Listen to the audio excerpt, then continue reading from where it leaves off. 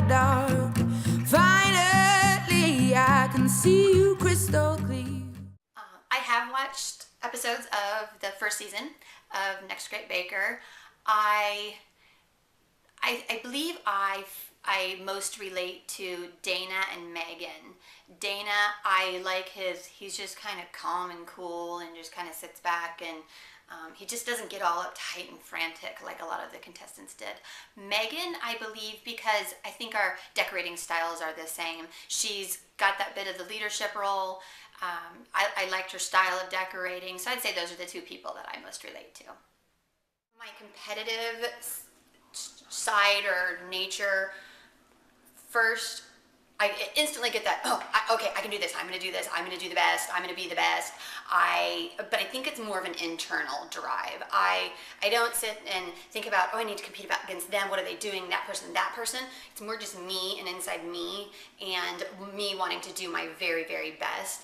And if it's a challenge, I would just love, of course, at the end going, yeah, I rocked it, did a good job. I'm pretty happy about my end product. Construction and technical abilities. I actually dream of having a wood shop someday. I was in 8th grade and we had to make a little project, and I made a rocking horse. My teacher was like, are you kidding me? And I did it. I got 100% in wood shop in 8th grade, and it was a great rocking horse. So I don't have all that construction ability right now with me to be able to make those cakes, but I know if I had all the drills and, you know, the wood and being able to cut things, I know I could do it. So my favorite thing to bake or eat, my favorite dessert is tiramisu. And funny enough, I haven't perfected it, but I love tiramisu. I know this might sound a little, oh, she's just saying that, but I love cake. I work out and I exercise and I eat good so I can eat cake. I really do. Everybody thinks that, oh, you probably can't stand cake. Everybody surrounds you all the time. I'm like, no, I actually really love cake.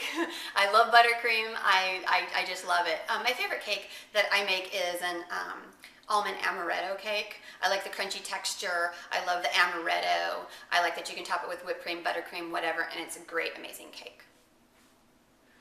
Working in the bakery industry, part of my journeymanship, I had to fry donuts. I didn't eat donuts for, I think, 6 years after I did that. And then when I found out the worst thing was an apple fritter, I think it doubles its weight because of the oil. Like, ugh, gross. Can't even eat one of those. Gross. Can't do it. Could I make a 5-tier wedding cake in an hour? I could probably have all the layers, you know, covered in either buttercream or fondant. I could probably stack it and decorate it in an hour. I would probably do a better job if it was already stacked, and then I could focus more on the fine details. I think it's totally impossible for somebody to start a cake that hasn't been covered in buttercream or fondant and stack it and, or, you know, frost it, stack it, decorate it, to give somebody a good quality product. But it would be fun. It would be a fun challenge. So here's a wacky story with something that happened to me. On my 36th birthday, my husband had a limousine pick us up and take us to the airport, and we flew to Park City, Utah. He rented the bobsled and skeleton course on the Olympic park, and I went down on the skeleton. And if you don't remember, skeleton is the little teeny sled on your stomach, 55 miles an hour. Craziest thing that ever happened to me in my life. Most scared I've ever been. So scared I wanted to cry and couldn't cry. But I got back up there and they asked if I wanted to go again, and I went again. So my husband said, oh crap, if she's going again, I have to go again. So he went again too. My father-in-law went. I ended up going 3 times. I thought, you gotta get better at this each time. Well, wrong. You don't get better. It is scary. I will never do it again. I'm actually afraid to snow inner tube now. It scares me. We then went in a 4-man bobsled, and that was crazy. Like the G's on your body, but what an experience. What an experience. Other hobbies I have a horse. I love horseback riding. I garden. We have a huge vegetable garden. It is fun. It's in its glory right now. We love it.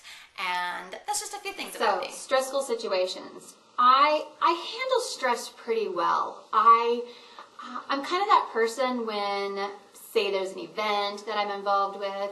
I'm that person that everybody kind of goes to because I've been told, there's like, you have this calm about you. I kind of put everybody at ease. So I think I handle stress pretty well. Of course, there's times where I get a little, frantic, and then just say, Monica, everything always ends up right. Everything's going to get done. It's going to get done on time, and it's going to be fantastic. So I think I have a really positive attitude, so therefore I handle stress really well. The most stressful time in my life would be about 9 years ago when we started this business. We fell on hard times. We moved here from Boise. We were given an opportunity to purchase our business, and we literally walked in the front door with $200 in our pocket and 2 children. We worked endless, tiring days. I remember one day I was standing at the bottom of the stairs and I cried because I had to climb up 3 flights of stairs because I was so exhausted, but I did it. But we grew this business. It's an amazing business. It's treated us very well. We love what we do. We have had many stressful times, but we've kept our marriage together. We're raising 3 kids and running this business, and we're doing great. I don't believe you have to go to culinary school to become a good baker or decorator. I think if you do go to culinary school, it may advance you quicker in the business world, but someone who's self-taught at home can still be an amazing baker and decorator. I believe both types of education are important. You book smart or taught at home, either one is an education, and I think they're both very important. I would rate my skill level in baking as average. I have some room for growth, definitely want to grow some more, so I put myself as average. Decorating, I'm going to put it out there, I'm going to call myself an expert. I do have some room to grow, but I'm giving myself an A+ on decorating. When it comes to pastries and desserts, once again, average.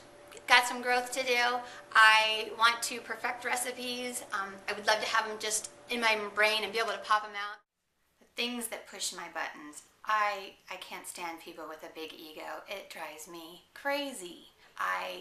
The people who just think they're the people who are so self-absorbed that they're not paying attention to anybody around them, or all they want is the spotlight on them. And most of the time they don't even deserve it. That just drives me crazy. And then people who, usually in a social situation, talk over you. They don't even give you a moment to speak, or you are talking and then they just plow right over the top of you because they have something to say. They obviously think that they are more important than you are.